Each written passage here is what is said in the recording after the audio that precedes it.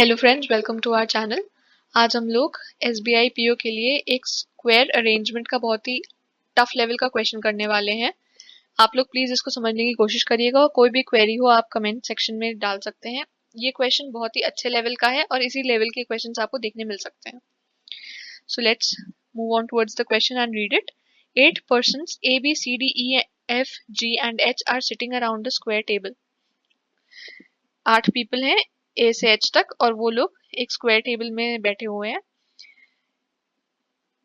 4 of them sit at 4 corners while 4 sit at the middle of the sides.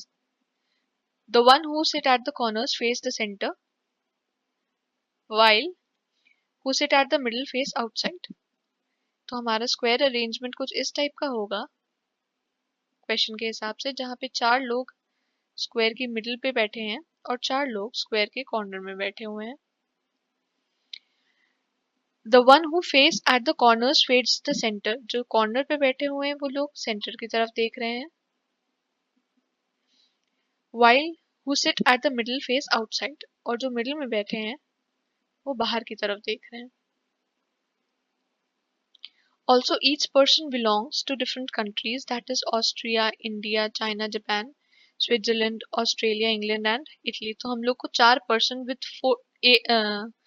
हम लोग को 8 people with 8 different countries arrange करना है। तो चलिए क्वेश्चन की ओर मूव करते हैं। यहाँ पे मैंने कई स्क्वायर्स बना रखे हैं क्योंकि यहाँ पर हम लोग डिफरेंट केस को लेंगे।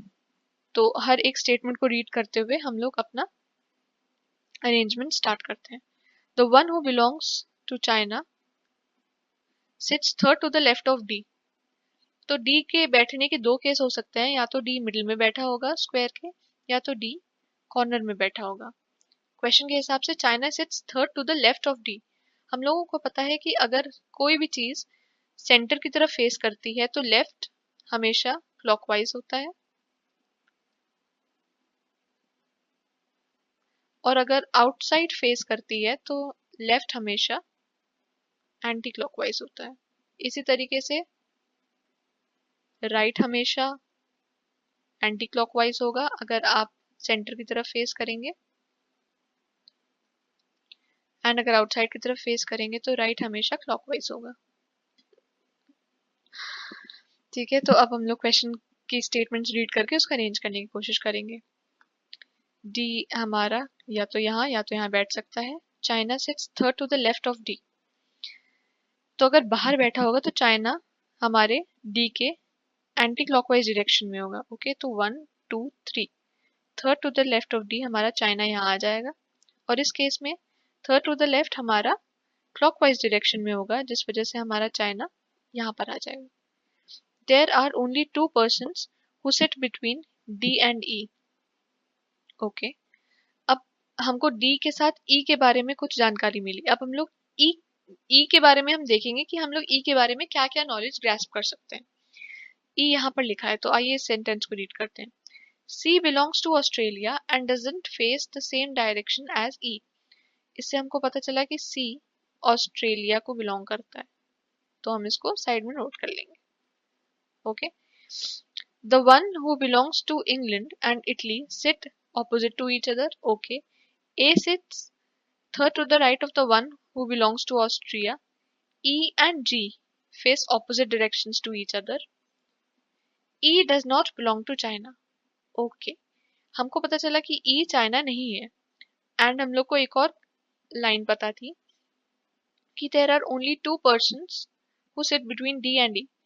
D और E के बीच में 2 पर्सन है, बट E चाइना नहीं है, तो इसका मतलब E हमारा इस केस में यहाँ आएगा, और इसी तरीके से 2 पर्सन डी और ई के बीच में बैठेंगे, बट ई चाइना नहीं है, तो ई हमारा यहाँ पर आ जाएगा। Okay, the one who belongs to India sits immediate right of E. अब हमको ई की जगह पता चल गई, तो हम लोग को इंडिया की भी जगह पता चल जाएगी। The one who belongs to India sits immediate right of E. तो अगर ई इनसाइड फेस कर रहा है तो इंडिया हमारा उसके एंटी क्लॉकवाइज डायरेक्शन में मिलेगा, तो इंडिया यहाँ पर होगा, और इस केस में हमारा इंडिया क्लॉकवाइज डायरेक्शन में यहाँ पर आ जाएगा। D does not belong to Japan and E does not belong to Italy. अब हम लोग इंडिया ढूंढेंगे। अब हमने इंडिया को प्लेस कर दिया है, तो हम लोग इंडिया के बारे में और भी जानकारी लेकर उसको प्लेस करने की कोशिश करेंगे। देखिए, हम लोगों ने इंडिया के बारे में ये चीज पढ़ी कि the one who belongs to Japan sits opposite to the one who belongs to India. Okay, तो इंडिया के ऑपोजिट में जापान बैठा होगा। इस केस में भी इंडिया के ऑपोजिट में जापान यहाँ पर बैठा होगा।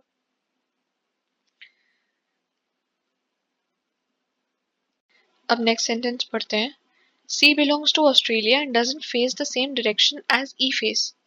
तो फर्स्ट केस में ई सेंटर की तरफ मूव फेस कर रहा है, तो सी ऑस्ट्रेलिया की तरफ बिलोंग करता है।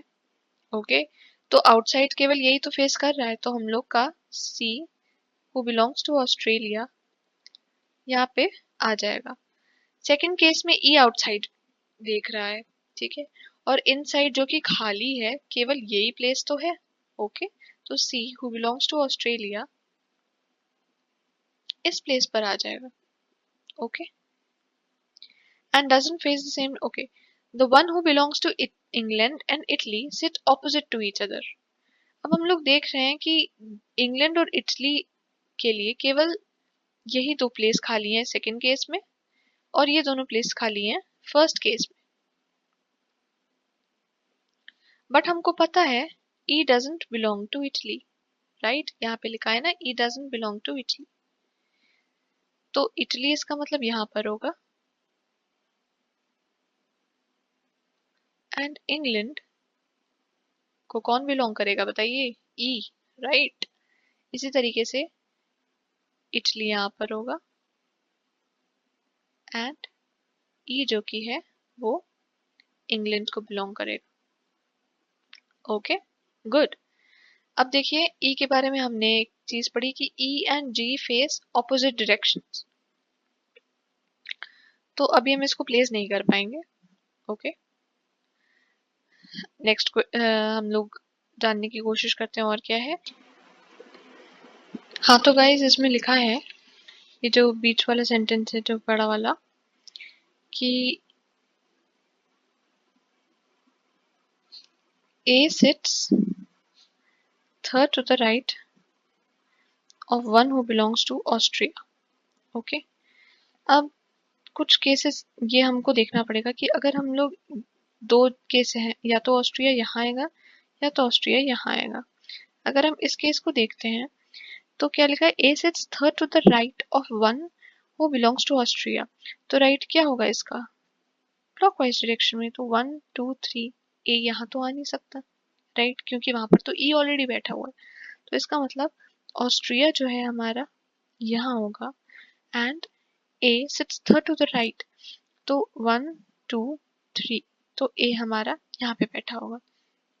सिमिलरली सेकंड केस में भी हमारे दो केस बनेंगे, या तो ऑस्ट्रिया यहाँ आएगा या तो ऑस्ट्रिया यहाँ आएगा। तो अगर हम डी के पास वाले ऑस्ट्रिया को देखते हैं कि अगर यहाँ पर ऑस्ट्रिया आता है तो हमारा ए कहाँ आएगा, A would be anti-clockwise direction, right? A sits third to the right of the one who belongs to Austria। तो 1 2 3, ए यहाँ पर तो आ नहीं सकता क्योंकि यहाँ पर तो ई ऑलरेडी बैठा हुआ है।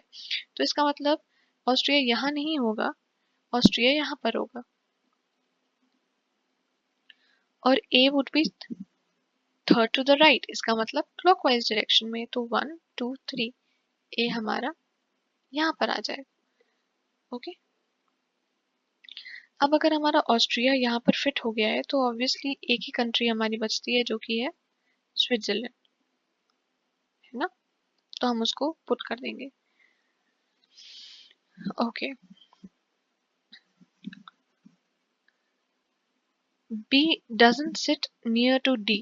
अगर हम लास्ट लाइन देखें कि B doesn't sit just near to D, इसका मतलब B जो है वो D का नेबर नहीं है, तो इसका मतलब B या तो यहाँ आएगा या तो यहाँ आ जाएगा।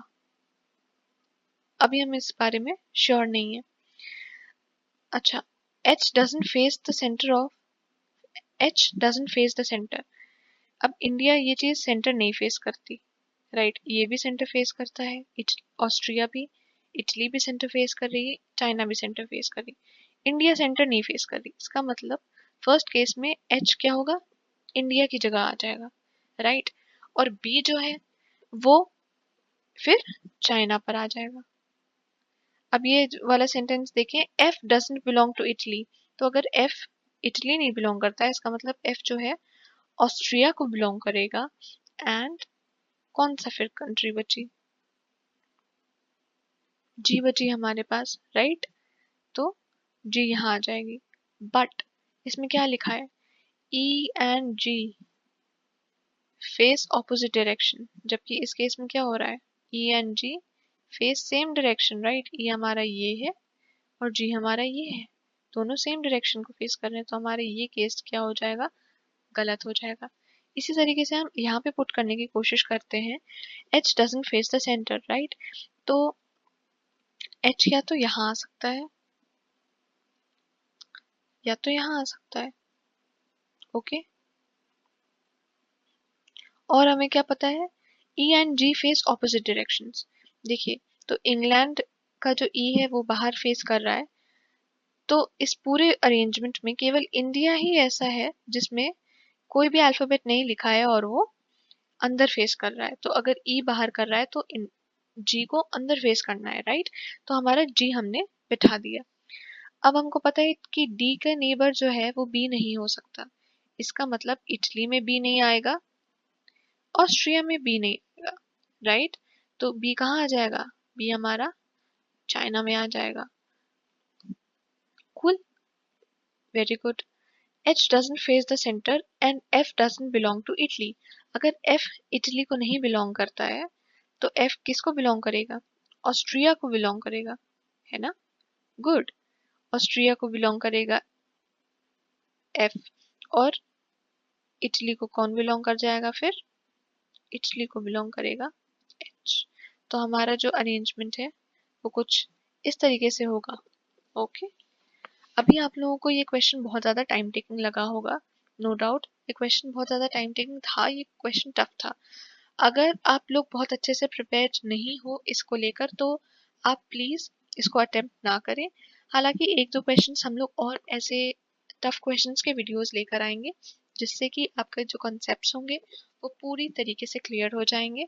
तो please for more such videos kindly like share and subscribe our channel and click the bell notification icon for getting all the video updates. Okay, thank you so much. See you in our next video. Bye.